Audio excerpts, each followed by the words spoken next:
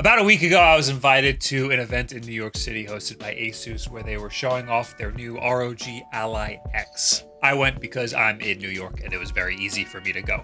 I wasn't going to make a video on this because I'd rather just do a review of the product, but the review embargo lifts in like a month. And I already got to play with it, and I do have a lot of things I'd like to say about it. If any of you are familiar with camera YouTube, Gerald Undone just uploaded a video about review events just like this one. He was talking about our recent Panasonic Lumix event, but he was broadly talking about all review events, and a lot of what he said applies here too. It boils down to these companies try to butter you up so you'll say nice things about their product, and if you say bad things about their product, they probably won't invite you to their next review event. I don't have any proof of this, but I feel like I've probably been blacklisted from some companies' review lists, but also I have to say some companies are totally cool with me just lambasting them for some reason. I have said favorable things about the last ROG Ally, and I've done sponsorships for ASUS in the past, so maybe that helped me here. But again, they didn't like fly me out or anything. I took the LIRR. ASUS did have a lot of stuff at this event. They had food. This event, they were showcasing a lot of their new line of laptops. One of them was their new ARM-based Snapdragon laptop that I was interested in. I tried playing around with it. There's like nothing on there where I could like do any sort of like real testing on it. I got to this event like a half an hour early by accident, and I just walked right over to where the ROG Ally X's were. It looks pretty much exactly the same as the old ROG Ally X. Upon first glance, it feels pretty much exactly the same. It's just black now.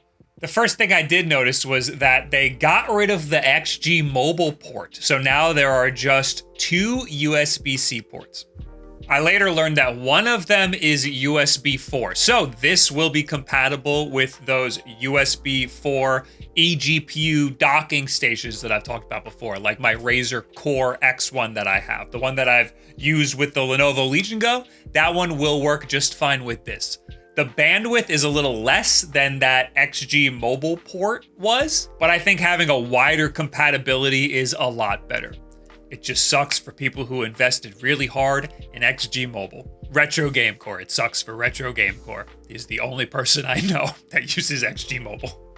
They also moved the micro SD card slot over. This is definitely because of those overheating issues that the old ROG Ally had. They have not admitted those overheating issues, even though they've tried to fix the fan curves, and they've clearly updated the newer model to not have the micro SD card in the same place that gets so hot. They won't admit it because they don't want to let everybody know that there's a flaw in the device. Another big significant change is that this has 24 gigabytes of RAM, which is a big jump from the 16 gigabytes that the old ROG Ally and the Lenovo Legion Go and a lot of other PC handhelds have. This is a significant spec bump and will give it an advantage over the other stuff on the market, especially if the price doesn't change. We still don't know what the price is yet.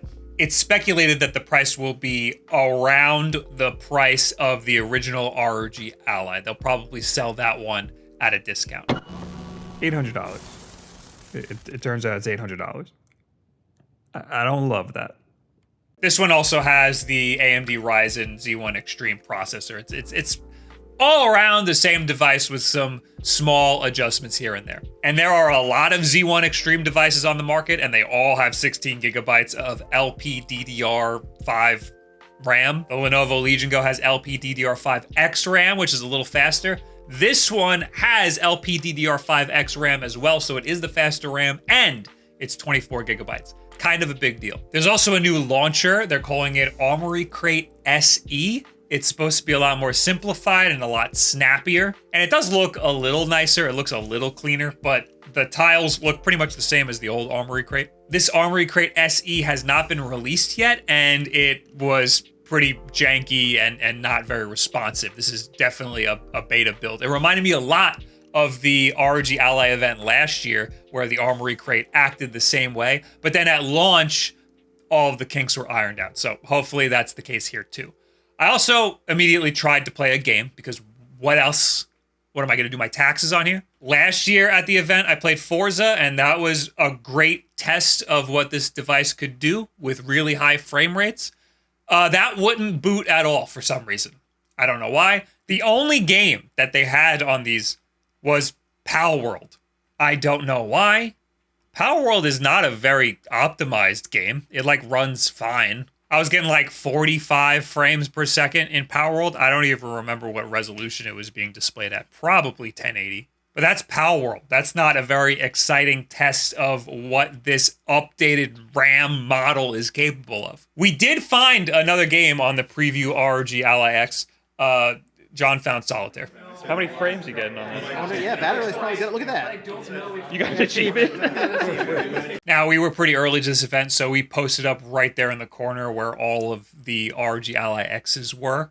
And immediately after we did that, some other press outlet decided to walk up right where we were and do an interview. They seemed to be talking about the laptops or something. And that's fine. This is a press event. Everybody's filming. Except they kept shushing us. There were people talking all over the place. They were shushing them too. But like, I would like shuffle in my chair and they'd tell me to shut up. I can't wait till that video gets posted so then I could find out who those guys were. Then I saw Retro Game Corps and the Fox and I got up to go over there. And as I was getting up, one of their own phones rang and they turned to yell at us. Retro Game Corps was smart enough to bring his own ROG Ally with him. They didn't have one there to do comparisons with. They did have the shell. The shell of the ROG Ally X is significantly lighter. That was one of the things they were trying to show off. And that's because of a lot of the other stuff that they packed into this thing. But comparing the two devices side by side with all of the guts inside was very helpful. It looks like the ROG Ally X is slightly thicker. It's a little taller. And that is because they did update the ergonomics on the back. Gotta be honest, didn't really notice much of a difference when I was using it.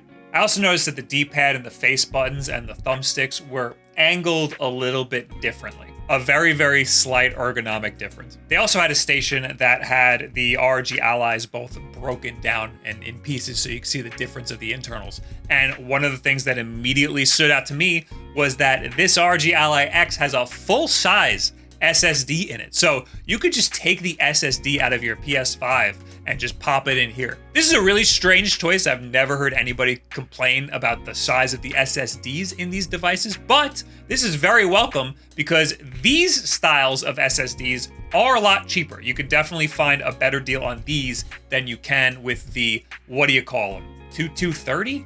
They got really dumb names for these SSDs. They also showed the difference in battery size. It is much bigger now, which is why this thing is probably a little thicker and why this thing is heavier, even though they offset some of that heaviness with a lighter case. This will probably lead to one of the best battery lives in the PC handheld market right now, aside from the Steam Deck. Then they did a presentation of all of the stuff they had coming out, and the guy was like, I know you guys are here for the ROG Ally X. Is anybody here for the laptops? And one guy raised his hand, said, I'm here for the laptops. So we sat through an hour talking about all these things one guy cared about. But it was cool seeing the thought process behind a lot of these changes. A lot of these changes are because of the reviews of the original ROG Ally and the user response and things that people wanted. Also, they showed YouTube videos of people modifying their ROG Ally to have bigger batteries. So that's part of why they decided this one has to have a bigger battery. It's going from 40 watt hours to 80 watt hours. You'd think that means double the battery life. I think the math is a little different, but that is very significant. But I was getting like, what, an hour playing Resident Evil 4 on my old one? I got, what, 2 hours now? They also mentioned that this new ROG Ally X will come with a 1 terabyte option. I think they said that's standard. That might be the only option. So that gives them some wiggle room where they could price this a little higher than the current ROG Ally. I hope that they don't, though. They updated the D-pad. It now looks like a Sega Genesis D-pad. It's fine. The fans are now significantly smaller, but they're saying that that increases the airflow somehow. I love how the ROG Ally is very quiet for a PC handheld, and it seems like they're not compromising on that quietness with this new one. There's a lot more minor changes that we learned about later. The buttons are like slightly shorter, but that's only because the case is a little different, so you won't notice that. The thumbsticks are a different design. They put a screw in it so you can completely remove the top of the stick. The reasoning behind that is they want you to be able to 3D print your own stick tops. That fucking rules. Now, my ROG Ally, the thumbsticks don't feel too good. There's like a little kink in it where when you're moving it around the stick gate, it gets like stuck on a certain point. I hate that. Certain controllers, like this Xbox Elite controller, have like what feels like a ceramic stick gate, and it's incredibly smooth. They did not do that here. The stick gate is basically the same, but they changed the stick and they put a new material on the stem of the stick, and that makes it feel a lot smoother. I won't know it until I play a decent amount of games on here, but that is one of my biggest issues with my current ROG Ally, and hopefully it's fixed here. That's really it for the changes. We won't know much more about this thing until people get review units in their own hands and try it and live with it for a while.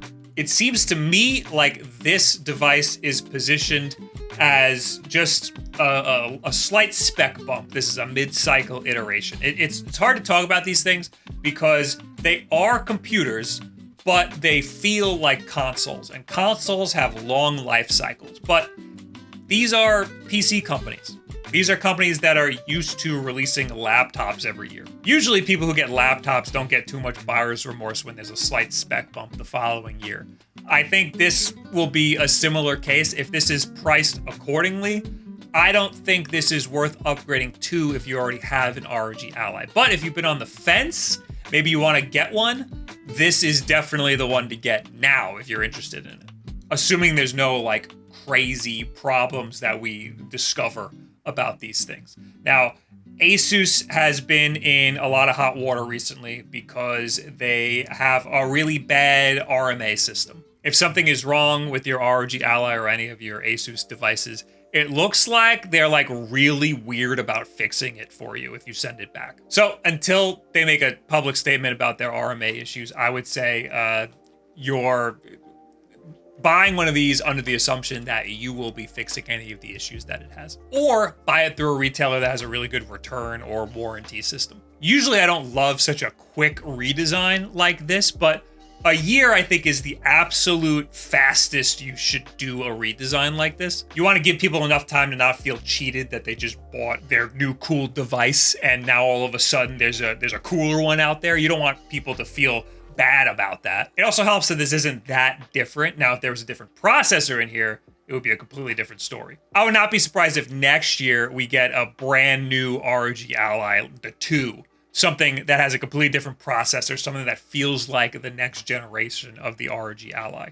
It's kind of crazy that they redesigned this in just 1 year and put it into production and are putting it on the market. They must have taken the feedback from the original ROG Ally reviews and immediately got to work. There's no release date yet, as far as I know, while I'm recording this, but the review embargo lifts like a while from now. It's like a whole month from now. More than a month. So I thought it was worth getting all this information out in a video as quickly as possible. And of course, when that review embargo lifts, there'll be a nice long review about the product. Now, we want to go back to the beginning of this video when I was talking about review events like this. I'm very fortunate to have been invited to something like this. It does give you a leg up over other tech channels that aren't able to go to stuff like this. It's a rat race. Everyone's just doing what they can to get the most views that they can out of their own content.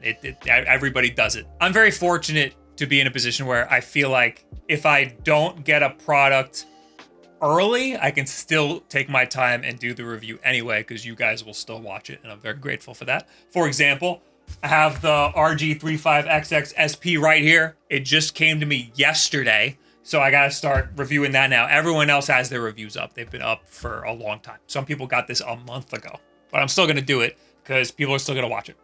Of course, I would have gotten more views if I did this a month ago, but that's just how it works. Some people get it early, some people don't. And in the case of ASUS, Linus and Dave2D, I think, have them, and they got an hour head start on their video embargoes. They already got millions of subscribers. they need more of an advantage, but that's just how it goes. So if you have an ROG Ally right now, don't feel too bad. This one isn't that crazy. If you don't have an ROG Ally, this one's something to think about. I will have a full review when I get mine and get at least a week with it. And it'll be a while till that review comes up. Thank you guys for watching. Make sure you subscribe to see when every one of these videos goes up, because YouTube's not going to tell you unless you click the bell or whatever. And share this video with a friend who wants to get into this PC handheld space. Thank you guys very much. I'll see you in the next video where I talk about this guy. Bye.